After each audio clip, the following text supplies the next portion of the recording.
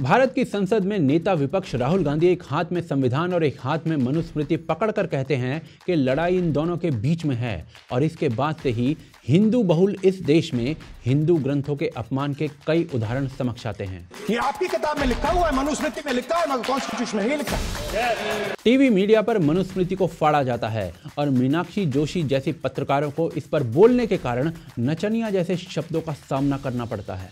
और मैं इस मनुस्मृति को, जिसको आप लोग पूछते नहीं थकते हैं ना, उसको ऐसे छाड़ती हूँ।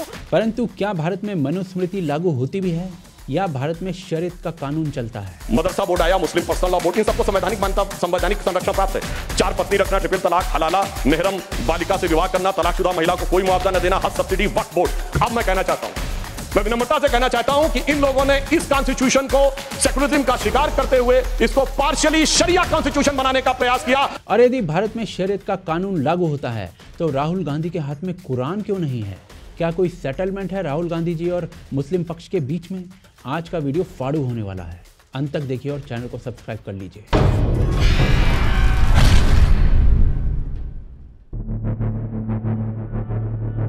राहुल गांधी ने संसद के अंदर मनुस्मृति दिखाई और बोला, सावरकर का कहना है कि भारत के कॉन्स्टिट्यूशन में कुछ भी भारतीय नहीं है। और साथ साथ राहुल गांधी ने सावरकर पर आरोप लगाते हुए यह बताया कि सावरकर के अनुसार The worst thing about the Constitution of India is that there is nothing Indian about it.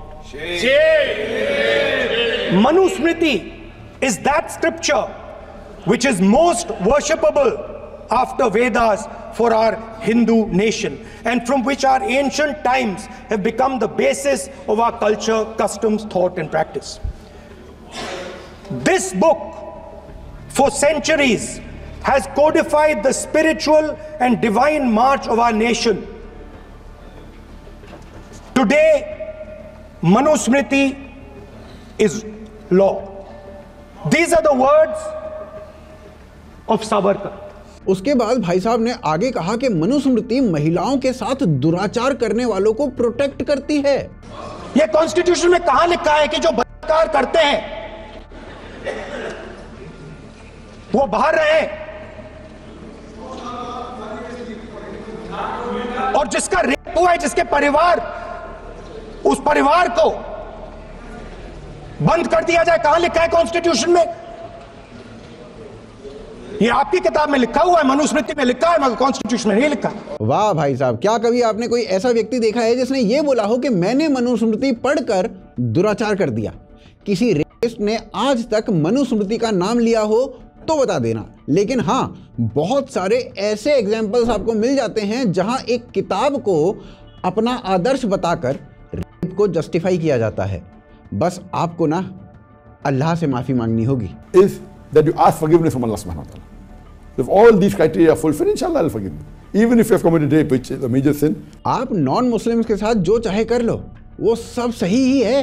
فأصل الحرب من النساء هم ملك اليمين، بمعنى إن عشان أذلهم بيصبحوا ملكا للقائد أو للجيش أو للمسلم يستمتع بيهم كما يستمتع بزوجاته. महिलाओं को जीतना और उन्हें स्लेव तक बना देना, ये तक भी जस्टिफाइड है।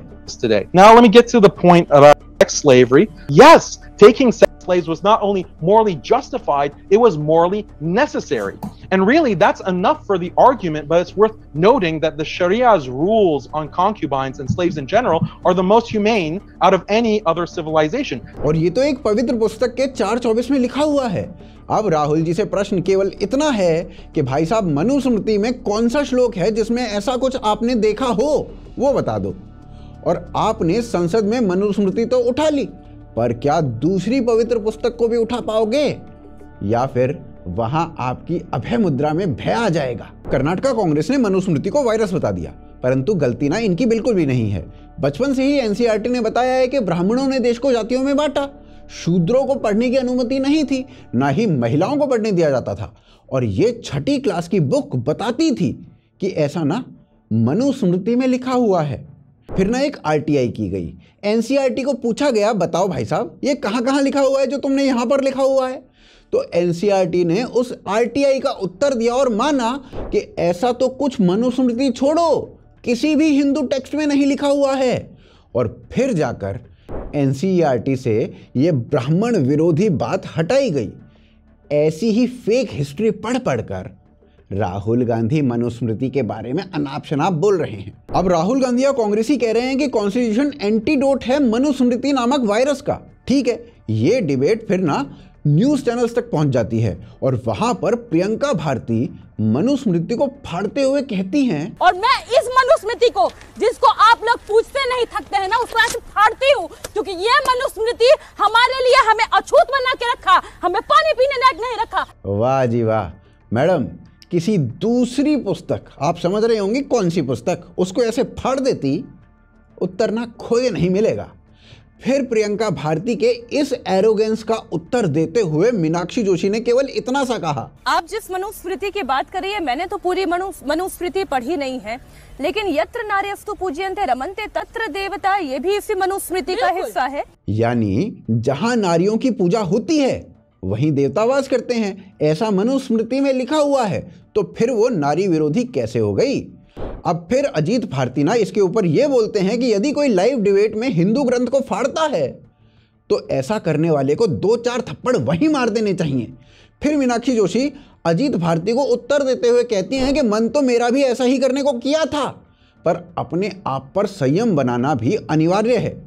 तो इसके ऊपर पूरा कांग्रेस का आईटी सेल और सोशल मीडिया का एक बड़ा धड़ा मीनाक्षी जोशी के पीछे पड़ जाता है और जिस महिला सम्मान की बात प्रियंका भारती कर रही थी उसी महिला सम्मान को अपने ट्वीट्स में दिखाने लगता है। मीनाक्षी जोशी के डांस करते हुए वीडियोस निकाले जाते हैं और कहा जाता है संविधान मुजरा करने का अधिकार देता है, मुजरा करने का। नाच लेती पर मर्दों के इशारे पर, बड़ी कातिल ... है। ये कोई नचनिया है क्या? बस कुछ इसी तरीके से नारी सम्मान में मनुस्मृति का विरोध करने वालों ने नारी का सम्मान बचा लिया। और जैसा कि प्रियंका भारती ने कहा कि मनुस्मृति ने हमें हर चीज से वंचित रखा, तो आपको ना थोड़ा सा पढ़ने लिखने की आवश्यकता है, क्योंकि भारत के कोर्ट, अब कोर्ट तो कॉन्स्टिट्यूशन से चलते हैं ना भाई साहब, ये तो मानती होगे ना आप। तो भारत के कोर्ट यानी राजस्थान हाई कोर्ट के बाहर महाराज मनु की मूर्ति क्यों खड़ी हुई है वो बता दो। फिर आप ही जैसे लोगों में से किसी ने एक PIL डाली कि मूर्ति को कोर्ट के परिसर से हटाया जाए, तो उस PIL का क्या हुआ वो बता दो। वैसे तो मुझे पता है कि आप नहीं बता पाओगे, पर ये थोड़ी सी लंबी वीडियो है, देखिए। क्यों? किसी ने याचिका डाल दी थी कि ये तो समाज के विरोधी हैं, मनु तो जातिवाद के पोषक हैं, मनु तो महिलाओं के विरोधी हैं, मनु तो शूद्रों के दलन करता है, इनको हटाओ यहाँ से। तो राजस्थान हाईकोर्ट ने कहा स्थानांतरित कर दो। तो उस याचिका और उस फैसले पर एक व्यक्ति ने आपत्ति करी जिसका नाम था धर्मपाल आर्य। उन्होंने ये याचिका दायर करी कि मनु की मूर्ति यहाँ से नहीं हटनी चाहिए। क्यों नहीं हटनी चाहिए? क्योंकि मनु महिलाओं के विरोधी नहीं है, मनु शूद्रों के विरोधी नहीं है, मनु जातिवाद के पोषक नहीं है।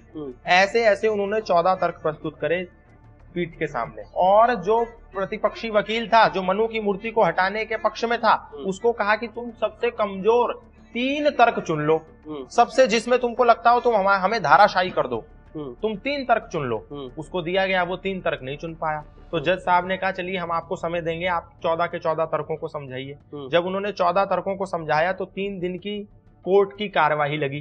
3 दिन की कार्यवाही के बाद सब तथ्यों को जब उन्होंने समझा दिया और ये सिद्ध कर दिया कि मनु जातिवाद के पोषक नहीं है, मनु शूद्रों के विरोधी नहीं है, मनु महिलाओं के दलनकारी नहीं है, दमनकारी नहीं है, मनु समानतावादी हैं, तब प्रतिपक्षी वकील को समय दिया गया कि अब इन्होंने तो सिद्ध कर दिया, अब तुम इनकी बात को काट के दिखाओ।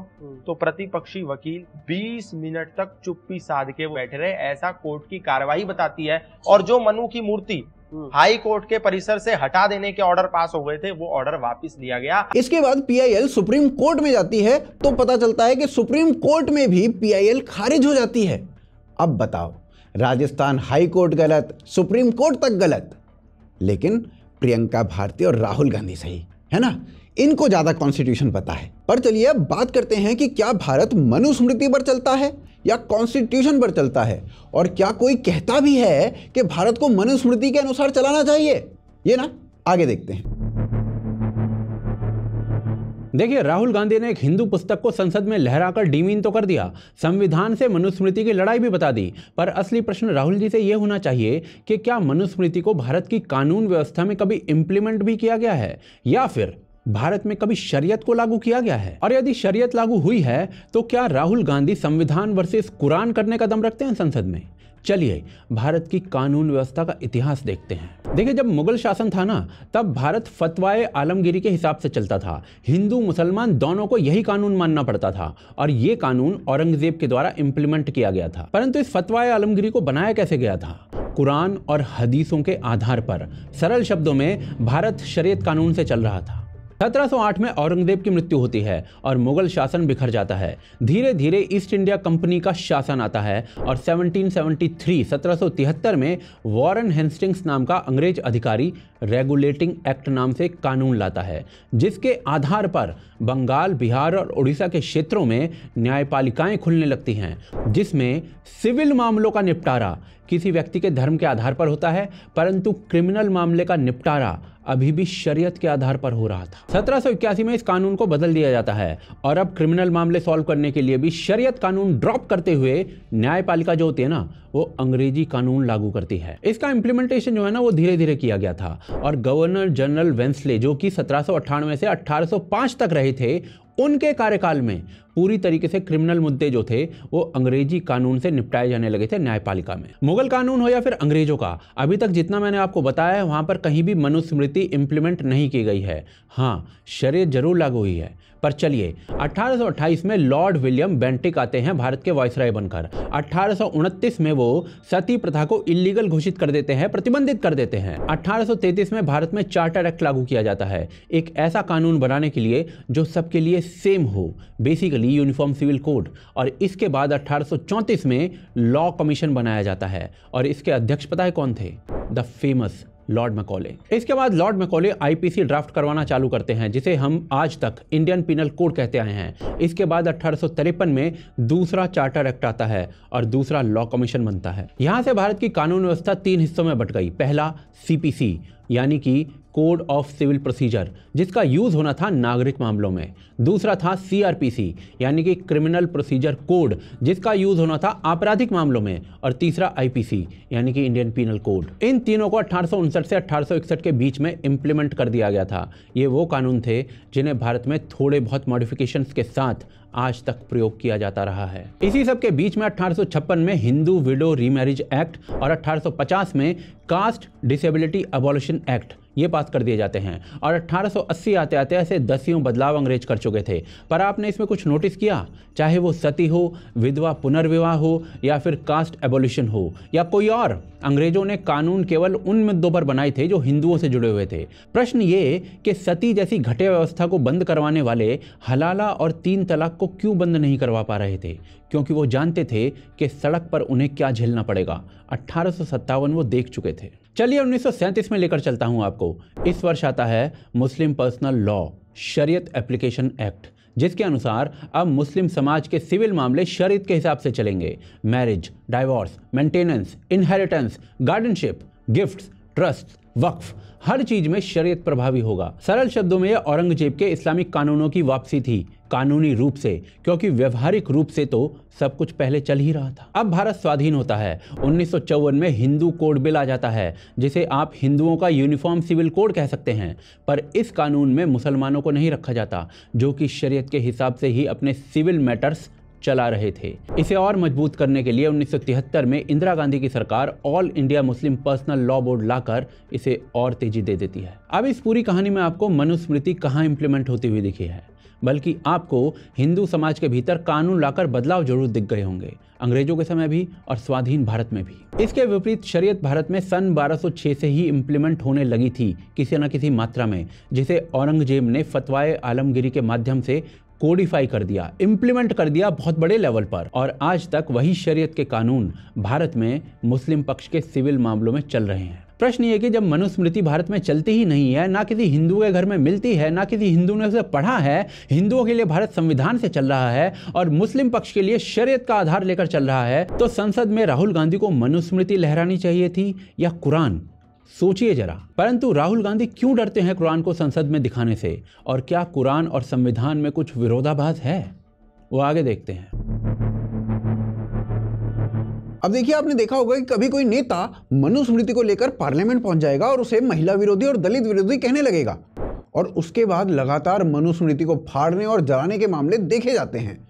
फिर कभी रामचरितमानस को महिला और शूद्र विरोधी बताकर उसे भी जलाया जाने लगता है, तो कभी कैरवा जैसी पत्रिकाएं भगवत गीता जी को ही कारण बता देती हैं कि कैसे गीता से प्रेरित होकर मोदी वायलेंटली कॉन्स्टिट्यूशनल फैब्रिक को तोड़ रहा है।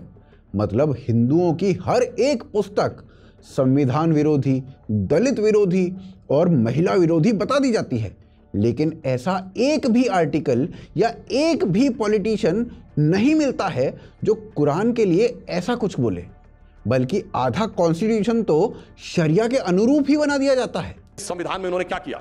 मदरसा बोर्ड आया, मुस्लिम पर्सनल लॉ बोर्ड, इन सबको संवैधानिक मान्यता, संवैधानिक संरक्षण प्राप्त है। 4 पत्नी रखना, ट्रिपल तलाक, हलाला, मेहरम बालिका से विवाह करना, तलाकशुदा महिला को कोई मुआवजा न देना, हज सब्सिडी, वक्फ बोर्ड। अब मैं कहना चाहता हूं, मैं विनम्रता से कहना चाहता हूं कि इन लोगों ने इस कॉन्स्टिट्यूशन को सेकुलरिज्म का शिकार करते हुए इसको पार्शियली शरिया कॉन्स्टिट्यूशन बनाने का प्रयास किया। अन्यथा कोई गैर मुस्लिम देश दिखा दे कि जिसमें किस प्रकार की बात हुई हो, कोई सेकुलर देश, 200 देश हैं। लेकिन अब प्रश्न यह उठता है कि क्या शरिया कॉन्स्टिट्यूशन के अनुरूप है, और यदि नहीं है तो उस पवित्र पुस्तक के साथ राहुल गांधी कब पार्लियामेंट में दिखाई देने वाले हैं? बस यही प्रश्न है। या जो कुछ रामचरितमानस और मनुस्मृति के साथ हो रहा है वो कब हदीसों के साथ होगा?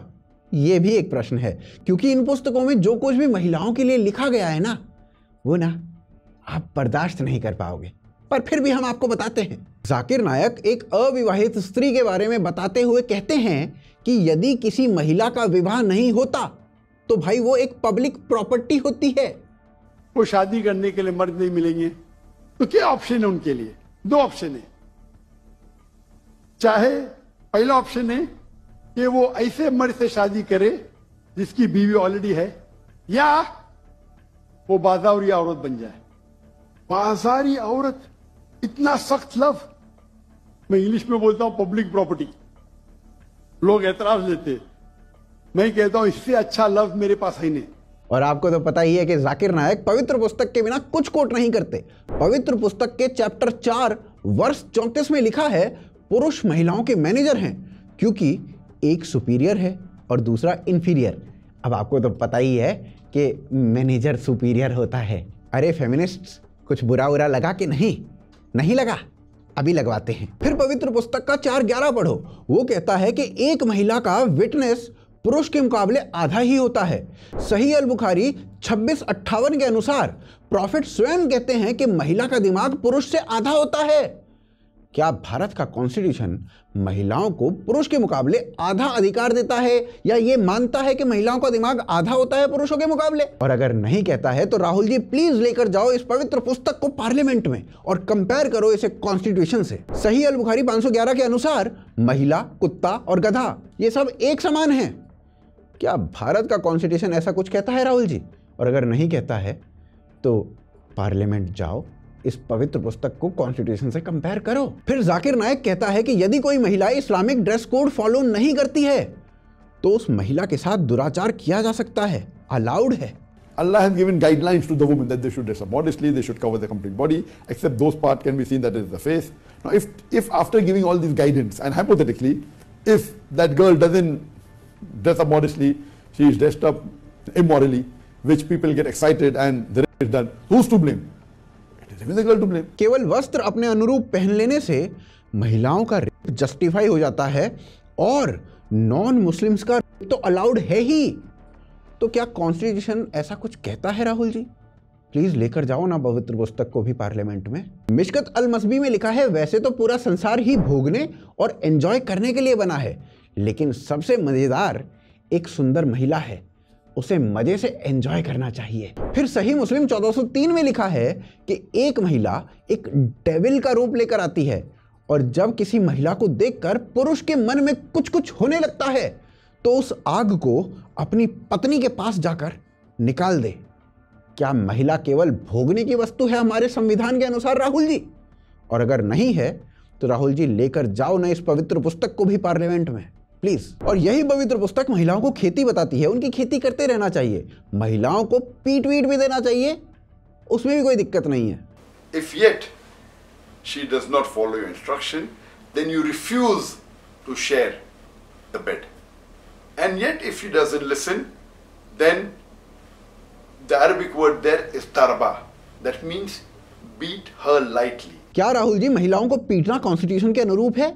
क्या 498A मुसलमानों पर लगता भी है, या मुस्लिम पर्सनल लॉ बोर्ड ऐसी केसेस को हैंडल कर लेता है अपने आप? ये प्लीज बताइए, पार्लियामेंट में जाइए, कॉन्स्टिट्यूशन से कंपेयर करिए प्लीज। फिर पवित्र पुस्तक के अनुसार जब भी आप किसी हिंदू या नॉन मुस्लिम को देखो उसके साथ क्या करो, ये मैं नहीं बताऊंगा, जाकिर नायक आपको बताएंगे।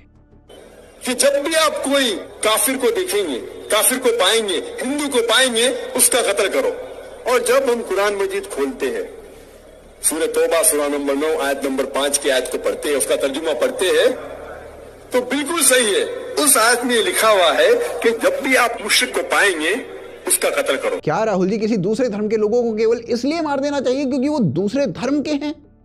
क्या ऐसा कॉन्स्टिट्यूशन कहता है? फिर कुरान की आयतों के अनुसार गैर मुसलमानों के साथ क्या करना चाहिए वो भी देख लेते हैं। आपने फरमाया अगर काफिरों से ताल्लुक जरूरी भी है ना, तो बस इतना ही है जैसे लैट्रीन के अंदर जाना मजबूरी है।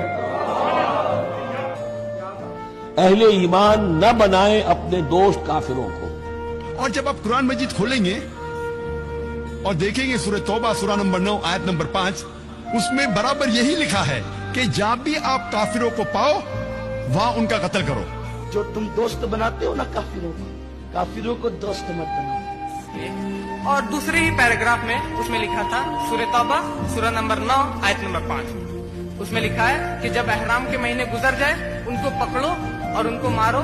किसको? मुश्रिक, मतलब गैर मुस्लिम को जहां भी पाओ उनको कत्ल करो। इसी चीज के काफिरों से दोस्ती और मोहब्बत नहीं होंगी, वैसी दोस्ती और मोहब्बत और उल्फत जो मोमिनों से होना चाहिए। क्या राहुल जी ये सब कॉन्स्टिट्यूशन के अनुरूप है? कॉन्स्टिट्यूशन ही तो कहता होगा ऐसा करना है। अगर कॉन्स्टिट्यूशन ऐसा ना कहता तो आप तो अब तक विरोध कर चुके होते, मुझे पक्का यकीन है। फिर इसके बाद इक्वालिटी या सेक्युलरिज्म जिसके बारे में आप हर वक्त बोलते रहते हो, उसकी भी बात कर लेते हैं। भाई साहब, जो देश का बहुसंख्यक 5 बार अजान सुनता है ना, उसमें हर बार बोला जाता है कि केवल और केवल अल्लाह ही पूजने योग्य है, उसके अलावा कोई भी पूजने योग्य नहीं है, और सबसे बड़ा सबसे पवित्र केवल अल्लाह है। क्या ये बात इक्वालिटी की है राहुल जी? सेक्युलर वैल्यूज की है राहुल जी? और क्या ऐसा कुछ संविधान परमिट करता है राहुल जी? अगर नहीं करता है तो प्लीज उठाइए कुरान को और लेके जाइए पार्लियामेंट में और कंपेयर करिए उसे संविधान के साथ। तो आशा करते हैं कि राहुल जी अब संज्ञान लेंगे और अगली बार कुरान को पार्लियामेंट में लेकर जाएंगे और बोलेंगे यही कॉन्स्टिट्यूशन की सबसे बड़ी विरोधी है। बाकी अगले अध्याय में जानते हैं कि आज भी भारत में शरिया लॉ कैसे लगा हुआ है।